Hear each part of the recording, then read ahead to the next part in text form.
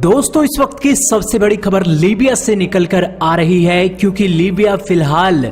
जंग का मैदान बन चुका है तुर्की और फ्रांस के बीच में। दरअसल दोस्तों फ्रांस लगातार 3-4 दिनों से तुर्की को धमकी दे रहा था कि आप लीबिया में जो अपनी सैनिक गतिविधियां हैं उसको आप कम करें, और जो उनका एयरबेस है वहां पर जो फाइटर जेट है और जो मिसाइल डिफेंस सिस्टम जो तुर्की के तैनात किए गए हैं उससे जो मिस्र और यूरोपियन देश हैं उनको बहुत बड़ा खतरा है। और इसी के चलते लीबिया में दखल न देने की सलाह फ्रांस लगातार देता जा रहा था। लेकिन दोस्तों तुर्की के ऊपर एक खलीफा बनने की जो सनक है उसी सनक का नतीजा है कि फ्रांस के राफेल फाइटर जेट ने तुर्की के सैन्य एयरबेस पर हमला कर दिया है। जी हां दोस्तों, यह हमला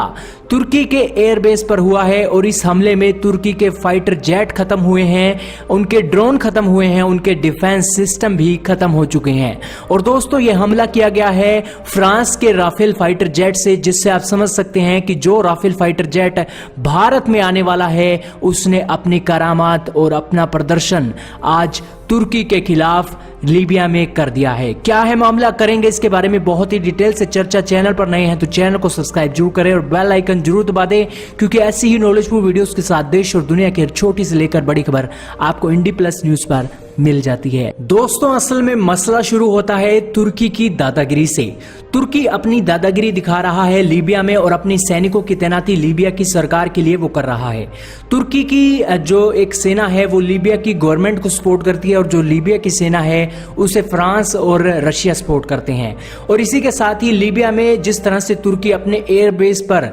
लगातार तैनाती बढ़ाता जा रहा है उससे मिस्र और फ्रांस के जो एक एरिया है उसको एक खतरा बन सकता है, क्योंकि जो फाइटर जेट वहां पर तुर्की ने तैनात कर रखे हैं उन्हीं फाइटर जेटों के कारण तुर्की चाहे तो कहीं और भी अपनी आतंकी गतिविधियों को वो बढ़ावा दे सकता है। हालांकि पूरी दुनिया जानती है सीरिया में किस तरह से तुर्की ने अपने आतंकी गतिविधियों के जरिए जो अपना एरिया बढ़ाने की विस्तारवादी नीति की ओर तुर्की काम कर रहा है, वो बातें किसी भी यूरोपियन यूनियन के देश से नहीं छुपी है। और इसी कारण तुर्की के रक्षा मंत्री हुलसी अंकार ने त्रिपोली की यात्रा की थी और इसी के जवाब में आज मिस्र और फ्रांस ने इस हवाई हमले को अंजाम दिया है। दरअसल दोस्तों तुर्की की दादागिरी इतनी तक बढ़ने लगी है कि उनके रक्षा मंत्री तक लीबिया में इतनी दखल देने लगे हैं, और इसी का ही नतीजा है कि लीबिया की राजधानी त्रिपोली से 125 किलोमीटर दूर नुकुत अल कमस जिले में अल वाटिया एयरबेस पर तुर्की के फाइटर जेट, ड्रोन और मिसाइल सिस्टम को तबाह कर दिया गया है। और दोस्तों यह कारनामा किया है राफेल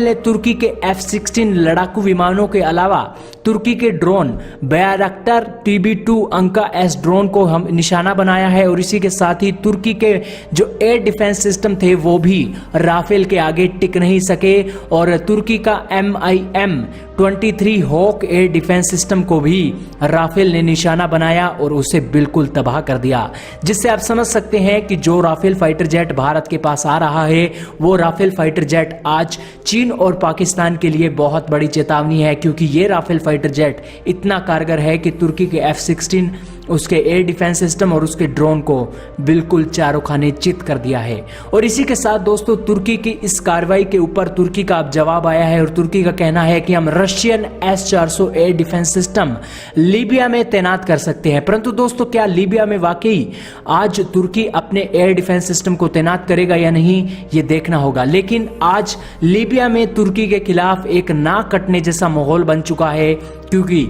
तुर्की की नाक के नीचे तुर्की के ऊपर बहुत बड़ा हमला मिस्र और फ्रांस की सेना ने कर दिया है। हालांकि दोस्तों अभी जो एक मीडिया चैनलों में खबरें आ रही हैं, लेकिन अभी इसकी पुष्टि तुर्की की सेना ने नहीं की है कि आखिरकार उसके कितने लोग, कितने आर्मी के जवान इस हमले में मारे गए हैं। हालांकि एक मीडिया रिपोर्ट्स के अनुसार ही यह दावा किया जा रहा है कि इस हमले में जो फ्रांस ने किया है, इस हमले में तुर्की के कई सैनिक भी हताहत हुए हैं। लेकिन दोस्तों अभी इसकी पुष्टि तुर्की की सेना करेगी और तुर्की की जवाबी कार्रवाई भी उसके ऊपर आना बाकी है। लेकिन दोस्तों राफेल फाइटर जेट ने आज दिखा दिया है कि भारत ने राफेल को चुनकर बहुत सही किया है, और ये राफेल फाइटर जेट आज चीन और पाकिस्तान की नींद उड़ाने के लिए काफी है। हालांकि दोस्तों आपका इस बारे में क्या कहना है, लीबिया में जिस तरह से ये घमासान हुआ है उसके ऊपर आप क्या कहना चाहेंगे, कमेंट सेक्शन में अपनी राय जरूर लिखें।